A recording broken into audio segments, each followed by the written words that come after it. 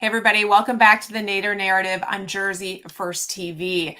Rising prices, cost of living. It's no surprise or news to anyone how painful it has been, especially in the past year. Grocery bills, gas at the pump, everything is costing us more. But this summer was quite a wake-up call, especially for people in New Jersey when it came to their electric bill. I don't know about you, but mine almost doubled. What is going on? What can we do about it? That is the focus of today's quick interview. And I am so honored to have Congressman Jeff Van Drew with us because he's going to solve this problem for us, right, Congressman? I'm going to try. I'm doing my level best. We're going to have a hearing, as you know. It's going to be on October 8th. It'll be streaming. I have Congressman Ben Klein coming in, as well as a couple of other Congresswoman Stefanik from New York. Ben Klein is from Virginia.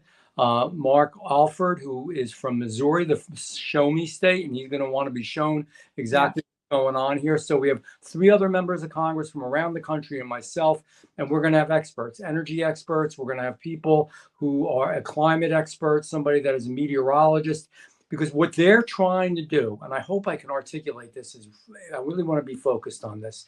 What they're trying to do is say, when I say what they're trying to do, the electric company, government, I hate to say it, is say, well, it was so hot this summer. Right. That's why you're paying so much more. And the cure is to have wind turbines and alternative energies. The cure is not to be self-sufficient, not to produce our own energy, according to them. And the reality is their cure is what's causing the cancer. Their cure and their policies are creating the problem. Absolutely. And we're going to break that down a little bit because it's not just nationally, but we also have Governor Murphy, who is pushing his energy plan, which now these companies have to prepare for. We know that has something to do with rising costs. Let's get real personal to your constituents. And by the way, I want to thank you because you're really New Jersey's congressman. That's what you are. I mean, you fight for things that matter to all of us, but you listen to your constituents. They said to you, oh my gosh, what's going on? We're seeing 40% increases. Also, smart meters got introduced this summer. Do we know if smart meters have anything to do with this, and how do we know that the bills are correct? I don't think they are correct. That's the point. I mean, we're finding out. I mean, we're speaking to thousands of people. Let me say that. And, I have seen a lot of issues. As you know, Elizabeth, I've been involved in public policy and government and politics for a lot of years, starting out as mayor of my small town. I've never seen an issue that has affected so many people and that so many people are fired up about it, because it's not a 10% increase. It's not a 5% increase. It's not a 20% increase. So what's happened is people's bills are doubling and tripling, and the smart meters seem to be part of it. They told us they were going to be great. They would actually save us money. All I know is they're hiring less people and they are charging us more and making a bigger profit. Partly it's that, and partly you're absolutely right, Elizabeth.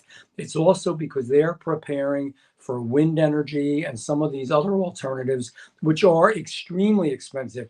For all those who are listening and watching right now, if you think you're paying a lot, and it has nothing to do with South Jersey, by the way, this is the whole state. That's right. If you think you're paying a lot now, you ain't seen nothing yet. Energy prices are going to go through the roof. You're going to really have to keep your house a lot warmer in the summertime and a lot colder in the winter, and you're going to pay more for it, and they're going to tell you that you're going to like it. It's not going to improve the climate. It's not going to stop global warming. It's not going to do any of that. It's just going to put a lot of money in companies' pockets, many of whom are international and foreign. How do we deal with this from a regulation standpoint? Because this particular issue is very complicated for the everyday consumer. Really, I can't look at my bill, Congressman, and tell you whether or not I think it's right. It feels very high. It feels crazy. I look at my meter. There is no way for me to advocate for myself. We don't really have competition. We have a couple of choices within the context of who's providing the energy to you, but this isn't a typical sort of capitalistic situation. So how does a consumer advocate for themselves? Well, it's a good question. And this is I'm not embellishing here. This is so un-American. It's so wrong what they're doing. There's no competition. The only thing that's as bad as big, huge, bloated government can be big, huge, bloated corporations, quite frankly. So the way to advocate, people have come to me. And I'm trying to do everything I can. What are we doing? We went to the BPU. We've asked for an internal audit to be done by Atlantic City Electric, which is really Exelon. It's not Atlantic City Electric anymore. They bought it 5 years ago. We're going to have this hearing, and I'm going to tell you right now, and I'll break it on your show.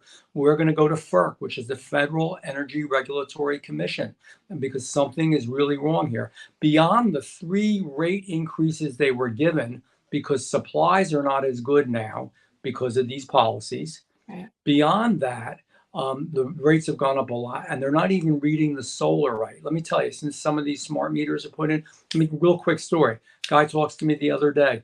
He paid $66,000 to put solar energy in his house. He's had it for a few years. So he's got so much solar. His energy bills are usually like $9 literally in the wintertime and about $30 in the summer.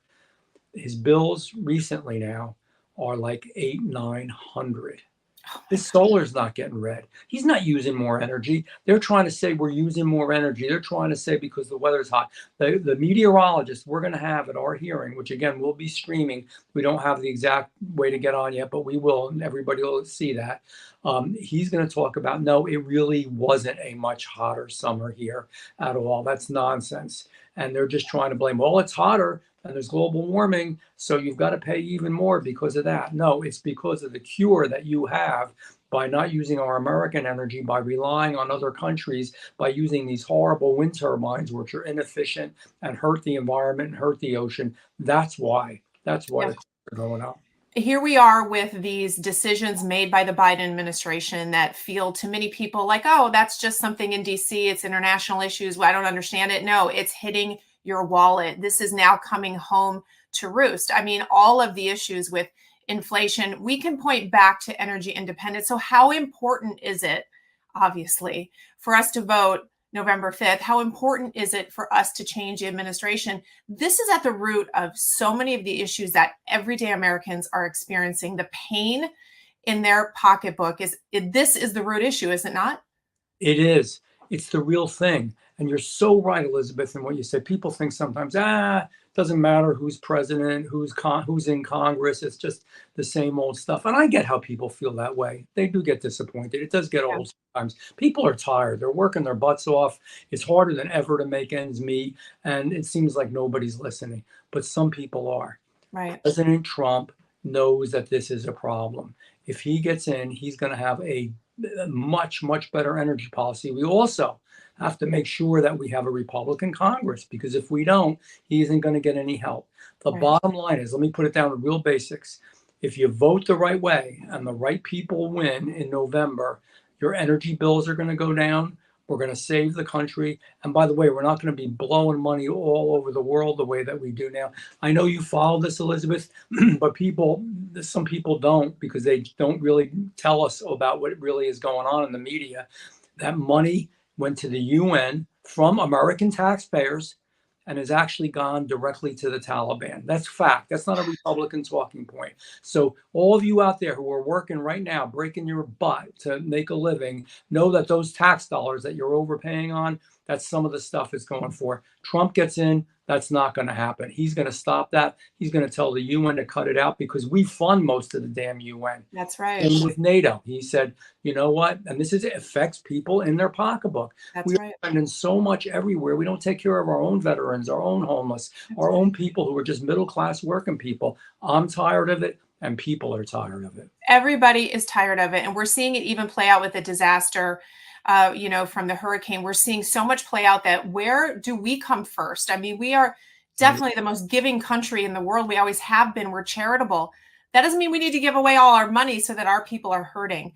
So you're attacking this energy issue, not only with the hearing on the 8th and statewide, but you're also coming at it with some bills. I want you to talk about your approach with these pieces of legislation. Well, in the bills, we're asking for this internal audit, not asking, saying that mandating it. In the bills, we're also going to help people directly if we can get the bills done. And believe it or not, there's members of Congress, and I'm not blaming anybody, but just they're going to be afraid to do this or afraid to get involved. That's why I'm so proud of the 3 members of Congress, again, from Virginia, from Staten Island, New York, and from Missouri, who are willing to come here and hear this and learn about what's happening in New Jersey. Because, by the way, policies create situations. And the situation is that we have almost the highest energy bills in the country, other than California and a few other states. It's because of our energy policies. It has its effect. The other thing that we're doing is, some people don't pay their bills, but there's a lot of people who work hard. They pay their bills trying to make ends meet. When their electric bill, Elizabeth, went up from $200 to $700, literally within a month, they're in trouble because they're Yeah. living week to week, month to month, year Right. to year. So they're shutting them off. And Yeah. what we've said is no, when you have a history of regularly paying your bill, the electric companies got to work with you more. They just can't shut you off that way. That's wrong. These are good people. Some of them are working 2 and 3 jobs. You meet these people and talk to them every day. They're getting, please forgive my vernacular, but they're getting screwed. And again, they're tired of it. I'm tired of it. I don't know how it's all going to work out. And I never make promises that I can't keep. But this is the one promise that I will make. I'm going to work my hardest. I'm going to keep pushing at it. And I am not going to give up. And I know we're going to have setbacks. Guess what? The Board of Public Utilities in New Jersey, no response. No Right. response at all. I got a Crazy. BS letter from Exelon, from the president of Exelon. The BPU, I have never seen the Board of Public Utilities in New Jersey ever help one single ratepayer ever. It's the same with the Department of Banking and Insurance. Never see them help real people. No, and that's all of our insurance has gone up recently too. That's a whole nother show, right? Our car Yep, insurance, you're right. something that Trump has talked about. It is just so expensive to live in New Jersey. Sometimes it just feels overwhelming, Congressman. It really does. It's such a burden. And you've got people like that who have paid their bills and are deciding between food and keeping the lights on. I mean, we shouldn't be in that situation. So thank you for being brave. We know that you always attack the hard issues. How important is it for everyone to understand how personal this election is? I can't say that enough to people. We need to tie the pain they're feeling to that vote in November like never before. We all say every election is consequential. This one feels ultimately like the one. We are living history for real. Yeah. And it's Yeah. history on the big sense, on the global sense.